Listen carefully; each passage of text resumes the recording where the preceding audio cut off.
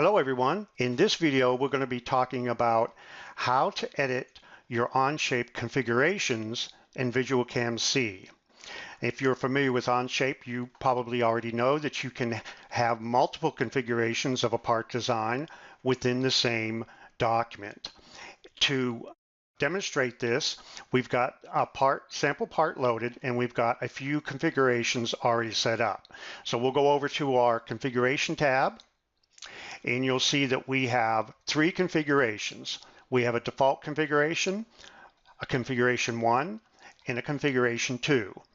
And in Onshape, if you want to see each configuration, just go up to the configuration drop-down, and you can look at each one.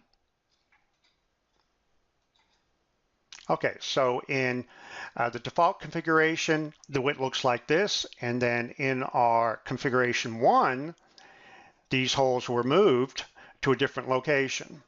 And then in configuration 2, the holes were completely removed. As you can see, the feature was suppressed over here.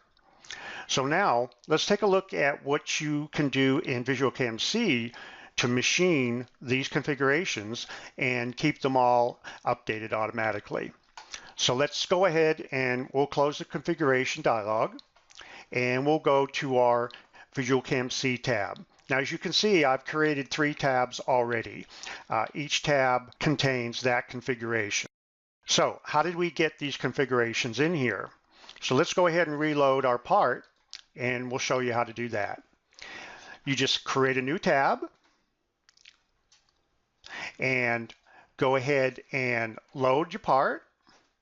And in the Select Part dialog, you'll see that the dialog has a drop-down, just like an Onshape, for the configuration. For this tab, we're going to associate it to configuration default, and then we'll pick the part under configuration default, and the part is updated. As you can see, the toolpaths are flagged in red. We'll get to that in a moment. So you just add another tab, and we'll load configuration 1.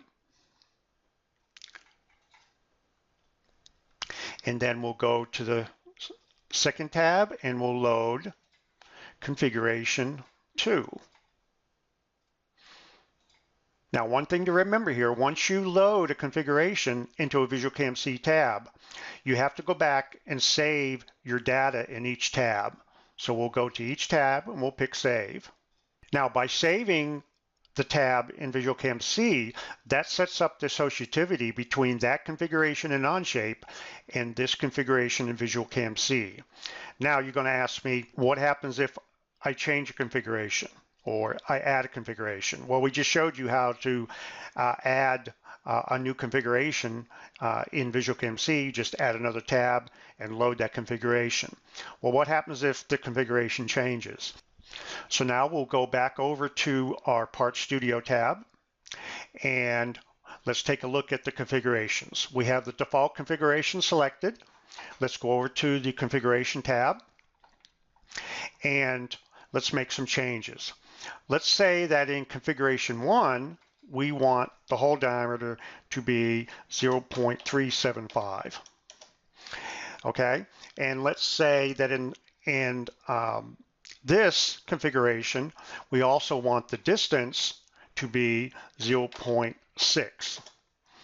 Okay, so let's go look at that configuration 1.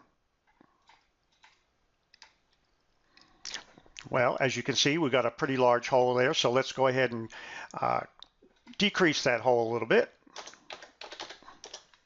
There we go. So now, we moved the hole to 0.6 inches from the edge, and we changed the diameter to 1/4 of an inch.